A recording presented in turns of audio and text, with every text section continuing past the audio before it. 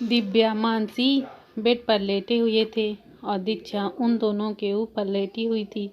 तभी मानसी ने थोड़ा हिचकते हुए दिव्या से कहा, सुन, बॉस से शादी होने के बाद तू तो हमारी लेडी बॉस बन जाएगी, तो क्या तू मेरे साथ भी लेडी बॉस जैसा बिहेव करेगी? दिव्या ने मानसी को देखते हुए कहा, हाँ, मैं तेरे बॉस से शादी करने के बाद जब लेडी बॉस बन जाऊंगी तो तुझे लेडी बॉस जैसा ही बिहेव करना पड़ेगा ना। जो सुनकर मानसी का चेहरा उतर जाता है और दीक्षा मानसी का उतरा हुआ चेहरा देखकर खिलखिलाकर हंसने लगती हैं। तू क्या हंस रही है? ये मेरे साथ बॉस जैसा बिहेव करेगी और तू है कि हंस रही है? मानसी ने दीक्षा को अपने ऊपर से उठाते हुए कहा और खुद भी उठकर बेड पर बैठ गई। अरे मेरी भोली मनुदी, दिव्या दी मजाक कर रही हैं। दीक्षा मानसी के दोनों गाल पकड़कर उसका चेहरा इधर उधर घुमाते हुए बोली। दीक्षा के कहने पर कि दिव्या मानसी के साथ मजाक कर रही है, मानसी दिव्या के तरफ देखती है तो दिव्या भी हंस रही थी। मुझे बात नहीं करनी तुम दोनों से, तुम दोनों बस मेरा मजाक उड़ाती रहती हो। मानसी दीक्षा के हाथ अपने गाल से हटाकर बेड से उठकर विंडो के पास जाकर मुंह फुलाकर खड़ी हो जाती है। दिव्या ने मानसी के पास जाकर उसे पीछे से हककर अपने हाथ उसके चारों ओर लपेटकर उससे कहा, तुझे पता है तू मेरे लिए उतनी ही ज़रूरी है जितनी की दीक्षा है। मैं तुम दोनों में से बहुत प्यार करती हूँ। अगर ऐसा नहीं होता तो जब तेरे उस खड़ूस बॉस ने मुझे तुम दोनों के साथ गलत करने की धमकी दी थी तो मैं उनके साथ वो सब नहीं करती और तुझे छोड़कर जा सकती थी। सिर्फ दीक्षा को लेकर यहाँ से भाग जाती, लेकिन तुझे कहाँ लेकर भागती अपने साथ? तेरा तो बस सब कुछ यही है। इसलिए उनकी बात मानकर मैंने वही किया जो उन्होंने कहा। तो अब तू बता, क्या मैं तेरे साथ बॉस और एम्प्लॉयज वाला बिहेव कर सकती हूँ? तू भी मेरी जिंदगी का एक अहम हिस्सा है ना। दिव्या की कही बात पर मानसी मुस्कुराते हुए आगे घूमकर दिव्या को हक कर लेती है। अरे अरे, मैं भी तो हूँ, मुझे भी प्यार चाहिए आप दोनों का। बोलते हुए दीक्षा भी आकर उन दोनों के ऊपर चढ़ जाती है तो दिव्या और मानसी दोनों हाथों को उठाकर दीक्षा को बेड के ऊपर पटक देती हैं। दीक्षा ने बेड से उठकर बेड पर उछलते हुए कहा, दीदी चलो ना, देखते हैं जीजू ने हमारे लिए क्या क्या भेजा है, चलो देखते हैं। ये कहते ही दीक्षा बेड से उतरकर कमरे से बाहर निकल जाती है। दिव्या और मानसी भी हाल में आ जाते हैं। क्या मैं ये सब खोलकर देख सकती हूँ? दीक्षा ने उस सीनियर लड़की से पूछा। जी हाँ मैम, ये सब आप लोगों के लिए ही है, आप देख सकते हैं, वो लड़की भी मुस्कुराते हुए जवाब देती है। लड़की के कहने पर दीक्षा जाकर डाइनिंग टेबल पर रखे एक बॉक्स को ओपन करती है जिसमें तीनों के लिए हल्दी में पहनने के लिए पीले कपड़े और पीले फूलों से बनी ज्वेलरी थी। दीक्षा उन्हें देखकर दिव्या से बोली, दीदी, इनमें से तो हल्दी में पहनने के कपड़े और ज्वेलरी हैं, आप क्या पहनोगी?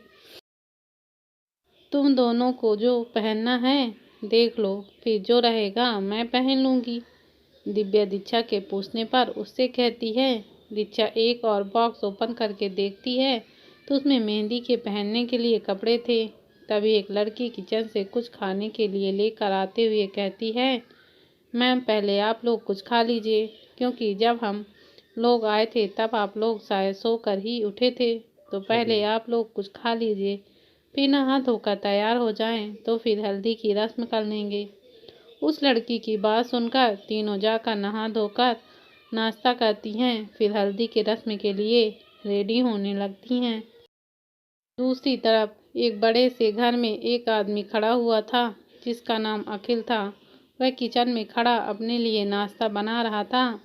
तभी उसका फ़ोन रिंग करता है। वो फ़ोन रिसीव कर हेलो हेलो कहता है और दूसरी तरफ की बात सुनकर कॉल कट जाने के बाद अखिल अपने हाथ में पकड़े फ़ोन को घूर कर देखता रहता है। अखिल कुछ मिनट पहले आए तच के कॉल के बारे में सोच रहा था। उसके दिमाग में बार बार एक ही बात हिंट कर रही थी जो तच ने कहा था, कल मेरी शादी है, अगर तू आना चाहता है तो आ जाना, मैं तेरा इंतज़ार करूँगा। क्या तच को वो मिल गई है या फिर तच उसे भूलकर आगे बढ़ रहा है? अखिल अपने सर पर अपनी उंगलियां रब करते हुए सोच रहा था। अखिल किचन में रखे पानी के बोतल को उठाकर एक ही सांस में पूरा पानी पी जाता है। जब भी ये तच मुझे कॉल करता है मेरा सर दर्द बढ़ा देता है। मानसी का फ्लैट। थोड़ी देर में दिव्या, दीक्षा और मानसी तीनों ही पीले ड्रेस और पीले फूलों की ज्वेलरी पहनकर कमरे से बाहर आती हैं तो देखती है कि बाहर हॉल में जो अब तक सारे सामान रखे हुए थे वो सब अब सलीके से सेट कर पूरे फ्लैट में सजा हुआ था। वो लड़की दिव्या के पास आती है। लड़की ने कहा, मैम आप बहुत खूबसूरत लग रही हैं।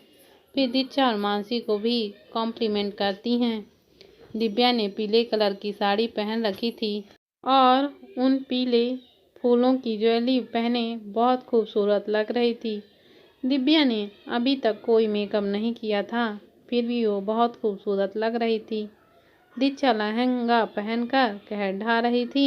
मानसी ने शरारा पहना था, वो भी बहुत खूबसूरत लग रही थी। दिव्या उस लड़की से अपना नाम पूछती है तो वो अपना नाम ब्यूटिशियन सालू बताती है।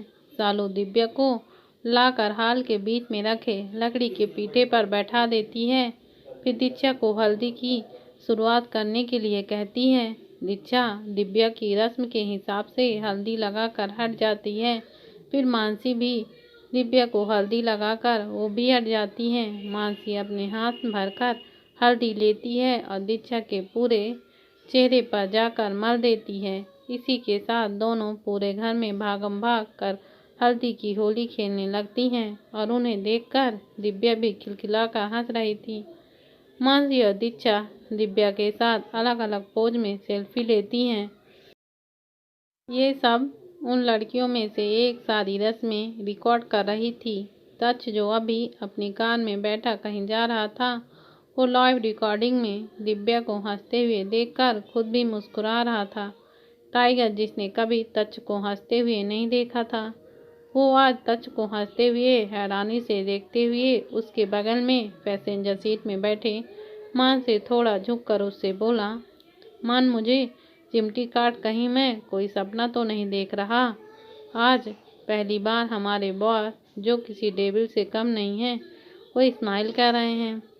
तभी टाइगर जोश से चीखा, क्या कर रहा है? टाइगर ने मान को घूरते हुए पूछा।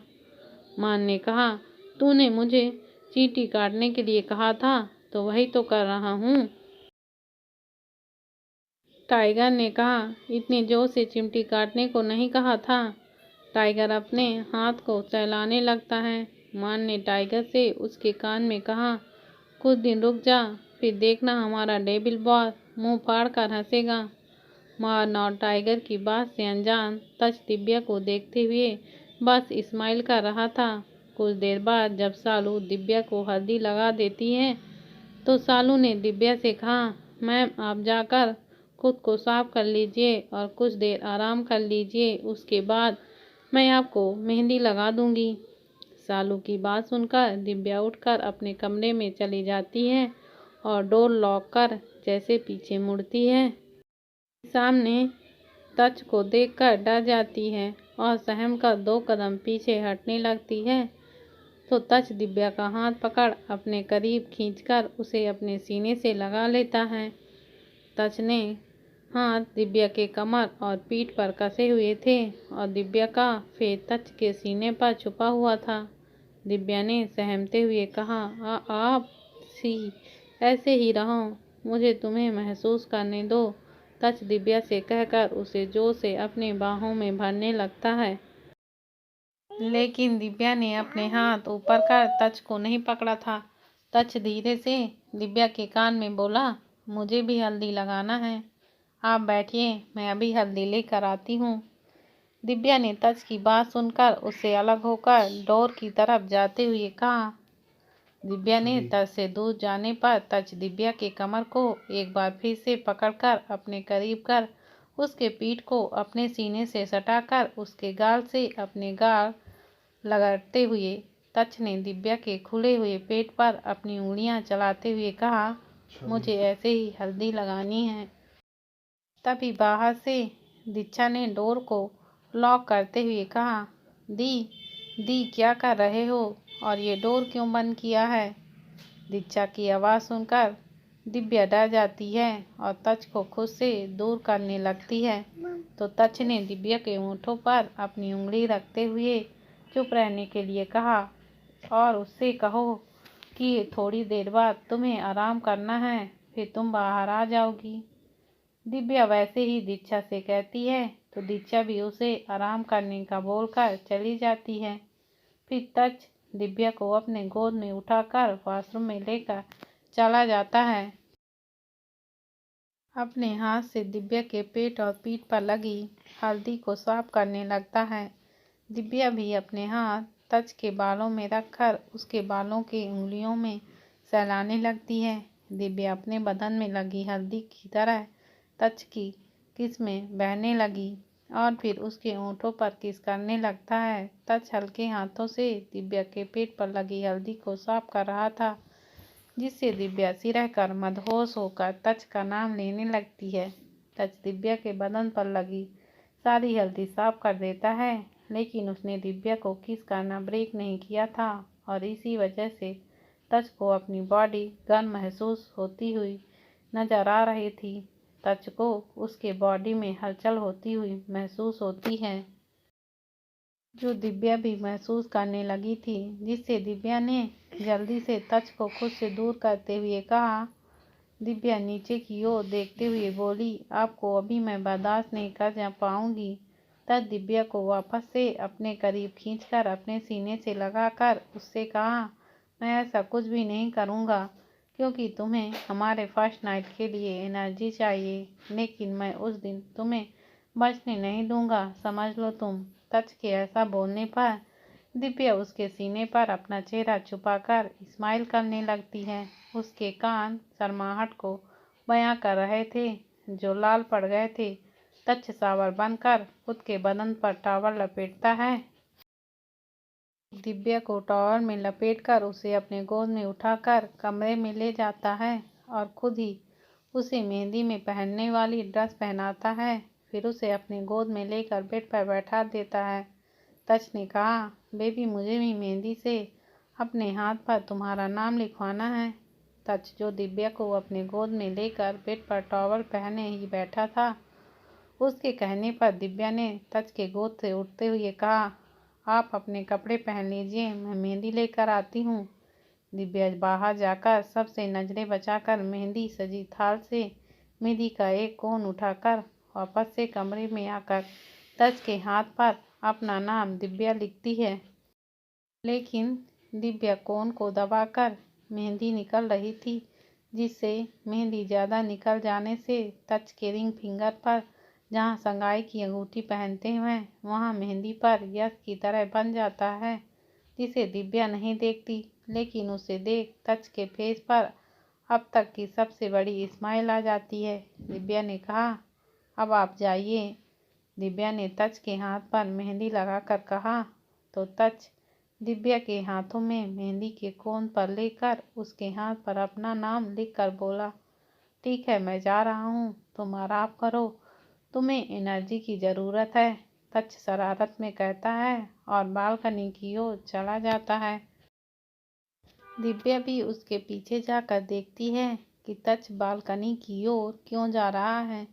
जब दिव्या को समझ आता है कि तच बालकनी से जाने वाला है तो दिव्या उसे परेशान होकर रोकने की कोशिश करती है, लेकिन तब तक तच पाइप के जरिए नीचे जाने लगता है और ऊपर उसके लिए फिक्र में खड़ी दिव्या को देख भी रहा था। तच नीचे जाकर दिव्या को देखता है और एक फ्लाइंग किस करता है। तच को ऐसा करते देख मान और टाइगर को अपनी आंखों पर भरोसा नहीं हो रहा था कि वो कभी एक दूसरे को देखते तो कभी बार बार अपने आंखों को मलते और फिर सोचते हैं कि तच ओबरॉय क्या सचमुच उनका बॉस ही है? शाम के वक्त हॉल में सबके बैठने के लिए नीचे गद्दे बिछाए गए थे। अब दिव्या को मेहंदी लगाने का टाइम हो गया था। कुल मिलाकर सब कुछ रेडी था, बस इंतजार था तो दिव्या के कमरे से बाहर आने का।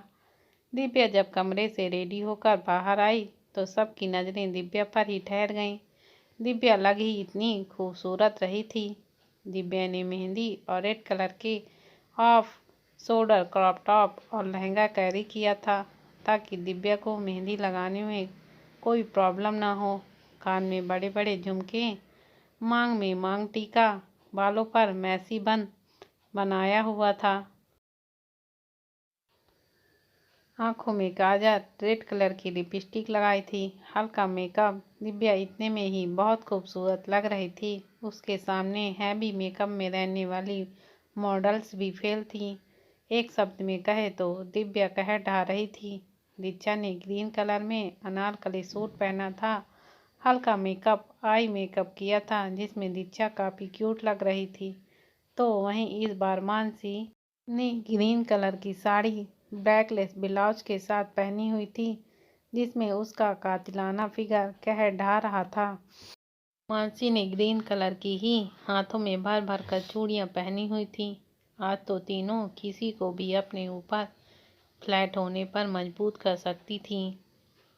दिव्या जब अपने कमरे से बाहर आती है तो सब कुछ देखती ही रह जाती है। सब कुछ उसे बहुत पसंद आता है। सालू दिव्या को लाकर सोफे पर बैठा कर देती है।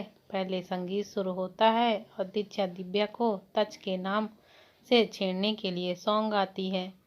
दीक्षा सॉन्ग गाते हुए दिव्या के पास आती है और उसके कंधे पर अपनी ठुंडी रखकर दिव्या के फेस को इधर उधर कर उसे छेड़ती है और दीक्षा को दिव्या के दिल की बेचैनी पता न चले इसलिए वह भी उसके साथ डांस करने लगती है और सभी लोग मिलकर डांस करते हैं। इसी के साथ सॉन्ग भी ख़त्म हो जाता है, लेकिन तीनों गले मिलकर रोने लगती हैं कि कल दिव्या की शादी होने के बाद दिव्या दीक्षा और मानसी से दूर चली जाएगी, जो कि तीनों को ही रोने पर मजबूर कर रही थी।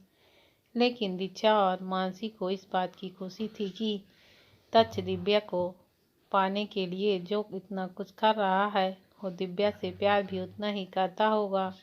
तीनों एक दूसरे की आंखों से आंसू साफ करती हैं। तब सालू तीनों को रोते देख उनके पास आती है और दिव्या को ले जाकर सोफे पर बैठाकर उसका हाथ जैसे आगे कर उसमें मेहंदी लगाने को होती है तो सालू देखती है कि दिव्या के हाथ पर पहले से ही हार्ट शेप में टच लिखा हुआ है। सालू ने कहा, मैम आपके हाथ में तो पहले से ही बॉस का नाम लिखा हुआ है। जैसे दीक्षा और मानसी सुनते हैं तो दीक्षा तुरंत ही दिव्या का हाथ पकड़कर देखने लगती है। दीक्षा ने कहा, दी आपसे जरा भी सब्र नहीं हुआ ना, आपने पहले ही जीजू का नाम अपने हाथ में लिख लिया। दीक्षा शरारत से दिव्या को छेड़ते हुए कहती है, जिससे मानसी भी दीक्षा का साथ देते हुए कहा, हाँ इसका बस चले तो अभी से अपने वुड बी हस्बैंड के पास चली जाए, है ना दिव्या। बोलते हुए दीक्षा और मानसी हंसने लगती हैं। दिव्या ने मुंह बनाते हुए कहा, ये मैंने नहीं तुम्हारे जीजू ने ही लिखा है। यह सुनते ही दीक्षा मानसी दिव्या को देखने लगते हैं। जीजू वो कब आए, कैसे आए, हमने अभी बताया क्यों नहीं, हम भी मिल लेते जीजू से। दीक्षा दिव्या से सवालों की बरसात कर देती है। इधर सालू मेहंदी लगाना स्टार्ट कर चुकी थी। हाँ यार, तूने हमें बताया क्यों नहीं कि जीजू आए हैं, हम मिल लेते। और तुझे पता है हमारे ऑफिस में मैं पहली एम्प्लॉय होती जिसने जीजू यानी कि तच को देखा होता, कितना मज़ा आता ना, मानसी ने चहकते हुए कहा। दिव्या दीक्षा और मानसी की एक्साइटमेंट को देखकर थोड़ा डर रही थी कि कहीं तच उनके सामने अगर रूड हुआ तो दोनों का दिल टूट जाएगा। तुम दोनों कल अपने जीजू से मिल लेना। दीक्षा इतना बोलकर फिर फीकी से स्माइल दे देती है।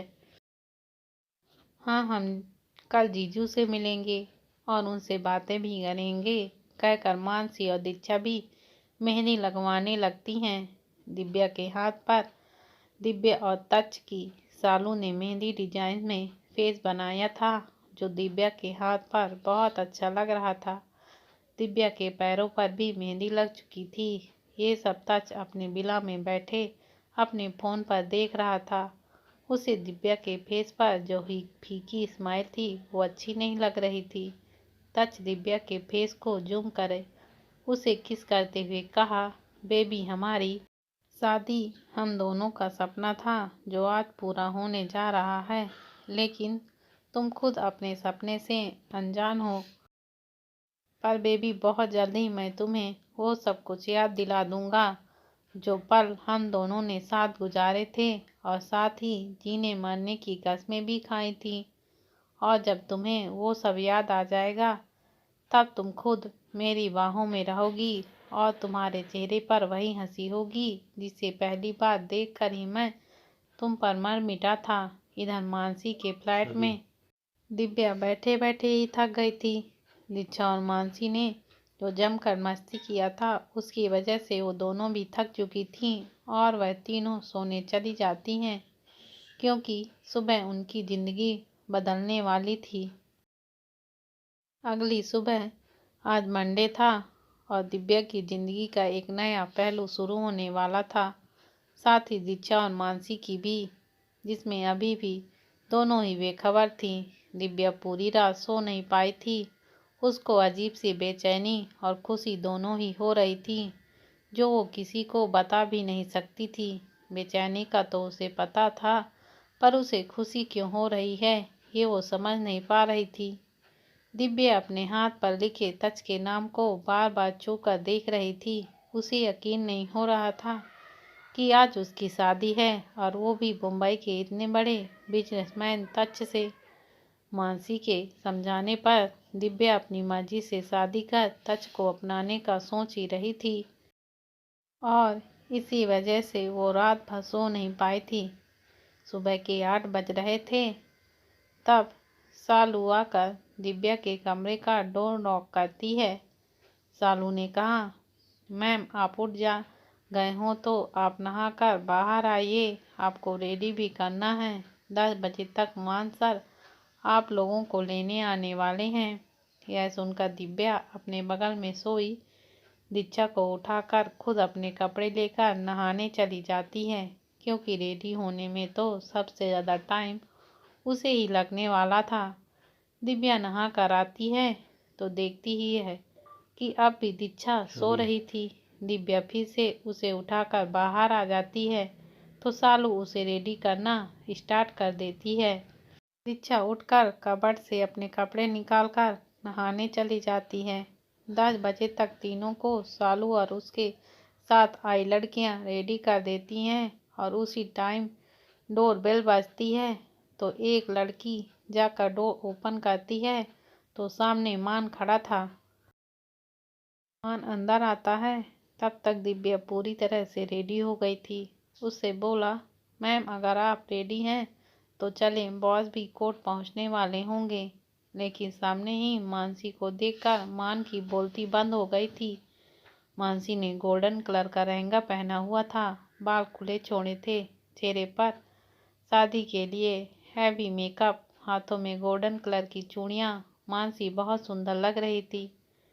मान सर, चलें, हम रेडी हैं। मान तब होश आता है जब दिव्या उसके पास आकर उसे चलने के लिए बोलती है। हाँ हाँ चलिए। मान इतना ही कहकर आगे आगे और उसके पीछे तीनों चलने लगती हैं।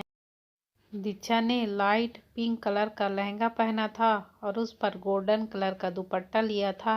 हल्का मेकअप, छोटे छोटे झुमके, आई मेकअप किया था, जिसमें दीक्षा हमेशा की तरह किसी परी से कम नहीं लग रही थी। दीक्षा मानसी के कान में बोली, दी नंबर 2 जीजू तो इतने हैंडसम लग रहे हैं, तो आज जो ऑफिशियल जीजू बोलने की परमिशन देने वाले हैं वो कैसे लगते होंगे। दीक्षा के मुंह से मान के लिए 2 नंबर जीजू सुनकर मानसी के गाल सम से लाल हो जाते हैं। मानसी ने शर्माते हुए दीक्षा से कहा, क्या कुछ भी बोलती है, और जाकर कार के पैसेंजर सीट पर बैठ जाती है। दिव्या और दीक्षा बैक सीट पर बैठ जाते हैं। तो वहीं सालू का काम होते ही वो भी चली जाती हैं। कुछ ही देर में मान दिव्या को लेकर कोर्ट पहुंचता है। कोर्ट के बाहर गाड़ियों की लाइन लगी होती है और सिक्योरिटी भी बहुत टाइट थी। तच जो कोर्ट के बाहर कॉरिडोर में खड़ा दिव्या के आने का वेट कर रहा था, वो मान की कार रोकते ही आगे आकर खुद कार का डोर ओपन कर अपना हाथ दिव्या के आगे बढ़ा देता है। तच के ऐसा करने से दिव्या उसके हाथ पर अपना हाथ रखना ही पड़ता है। दिव्या तच के हाथ पर अपना हाथ रखकर कार से बाहर आती है। उसे देखकर तच बस यही सोच रहा था कि ये पल हाथों में हाथ लिए यहीं थम जाए। दिव्या ने रेड कलर की शादी का जोड़ा पहना था। उसमें bridal heavy makeup, heavy jewellery, नाक में बड़ा सा नथ, मांग में मांग टीका, हाथों में भरी हुई रेड कलर की चूड़ियाँ, साथ में कलीरे, पैरों में पायल, सर पर घूंघट। दिव्या अब तक की सबसे खूबसूरत दुल्हन लग रही थी। वो वहीं तच ने क्रीम कलर का और मैरून कलर की शेरवानी पहने अपनी दुल्हन को टक्कर दे रहा था। तच बहुत हैंडसम लग रहा था और मानसी तो अपने सामने खड़े तच को आंखें फाड़े ही देख रही थी। दीक्षा ने मानसी से कहा, दी ऑफिशियल जीजू तो बहुत हैंडसम है, ये तो किसी मूवी के हीरो लग रहे हैं। हाँ दीक्षा, मुझे भी ऐसा ही लग रहा है, मानसी भी खोए हुए स्वर में बोलती है। चलें अंदर, मान आकर दोनों को उनके सपने से बाहर निकालता है। तच दिव्या का हाथ पकड़े हुए रजिस्ट्रार के ऑफिस के अंदर ले जाकर जाता है, जहां पर सब कुछ पहले से ही हो गया था। कोर्ट मैरिज का फॉर्म भी फिल किया हुआ था, सिर्फ दिव्या और तच को उसमें साइन करना था। तच दिव्या को रजिस्ट्रार के पास लाकर खड़ा करता है और खुद वहां रखे पेन उठाकर ग्रुप के कॉलम में साइन करता है। फिर दिव्या की तरफ पेन बढ़ा देता है। दिव्या भी उस पर ब्राइडल कॉलम साइन कर देती है। विटनेस के तौर पर टाइगर और मान साइन करते हैं। तो दिव्या के तरफ से दीक्षा और मानसी साइन करते हैं और उनकी शादी डिक्लेयर हो जाती है। लेकिन ब्राइडल नेम वाले कॉलम में दिव्या की जगह सुहाना अग्निहोत्री फिल किया हुआ था और दिव्या और तच की जो फोटो मैरिज सर्टिफिकेट पर लगी थी, वो भी तच और काव्या की अभी के एज की बहुत से कम लग रही थी, जिनमें दोनों एक दूसरे के साथ बहुत खुश नजर आ रहे थे, जो दिव्या या कोई भी और नोटिस नहीं करता है। सभी उन्हें शादी की मुबारकबाद देते हैं। तच फिर से दिव्या का हाथ पकड़कर उसे अपने साथ कोर्ट से बाहर लेकर आता है और अपने साथ कार में लाकर बैठा देता है और वहां से निकल जाता है। मेरी बहनें, दिव्या के पूछने पर कि उसकी बहनें उसके साथ नहीं आ रही हैं तो मान के साथ आएंगी, तच जवाब देता है और दिव्या को अपने गोद में बैठा लेता है। तच कार की पार्टीशन को ऑन कर दिव्या के होंठों को अपने अंगूठे से सहलाने लगता है। आप अपने होंठ उसके होंठों पर रख देता है। दिव्या शर्मा कर उसके सीने से लग जाती है। विधि अनुसार शादी रॉयल विला में होने वाली थी, जहां आज से पहले कभी कोई लड़की नहीं आई थी। आज पहली बार होगा जब दिव्या और उसके साथ दीक्षा और मानसी इस विला में आने वाले थे। रॉयल विला एक सफ़ेद रंग संगमरमर से बना विला था, जिसमें आज तक तच की फैमिली से भी किसी भी औरत के कदम नहीं रखा था। इस विला के चारों तरफ सिर्फ और सिर्फ अलग अलग किस्म के पौधे थे और इस विला को रॉयल विला का नाम मिला था। तच की कार आकर विला के सामने रुकती है और उसके पीछे ही मान की कार भी आकर रुकती है। अब तक शादी के मुहूर्त का वक्त भी हो गया था, तो तच सीधे दिव्या को गार्डन एरिया में बने मंडप पे लेकर जाता है। मंडप सजा हुआ देखकर दिव्या को यकीन नहीं हो रहा था कि तच उसकी बात को मानकर उसकी मर्जी से शादी कर रहा था। अब दिव्या का ध्यान सिर्फ टच पर था, जिससे वो सामने खड़े उसे देख रहे अखिलेश को भी नहीं देखती है, जिससे आंखों में दिव्या को देखते ही आंसू आ गए थे। सुहाना, मेरी सुहू जिंदा है, कहते हुए अखिल टच और दिव्या की तरफ बढ़ने लगता है तो मानो ने अखिल को बीच में रोकते हुए उससे कहा, उन्हें कुछ भी याद नहीं है। वह तो सर को भी भूल चुकी हैं। जितना हो सके आप मैडम से दूर ही रहें। मान की बात सुनकर अखिल अपनी जगह पर रुक जाता है और वहीं खड़े होकर दिव्या को प्यार से देखने लगता है।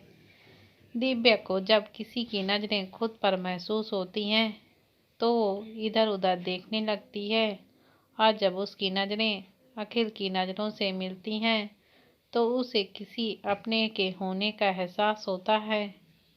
तो दिव्या अखिल को देखकर स्माइल करने लगती है, जिसे देखकर अखिल को खुशी हजार गुनी महसूस होती है। शादी की रस्में शुरू होती हैं। गठबंधन के लिए दीक्षा आकर गठबंधन करती है, लेकिन जब कन्यादान करने की बारी आती है तो तक्ष की नज़र अखिल पर चली जाती है। अखिल कन्यादान का हक उसी का तो था। अखिल आकर कन्यादान की विधि पूरी करता है। इसी बीच दिव्या की नज़रें अखिल से हटती नहीं हैं और ये तक्ष भी नोटिस करता है। पंडित के कहने पर तक्ष दिव्या के गले में मंगलसूत्र पहनाता है, फिर उसकी मांग में सिंदूर भरता है और इसी के साथ शादी संपन्न होती है। पंडित जी दोनों को आजीवन पति पत्नी बनने का आशीर्वाद देते हैं। तक्ष और दिव्या अखिल का आशीर्वाद लेते हैं।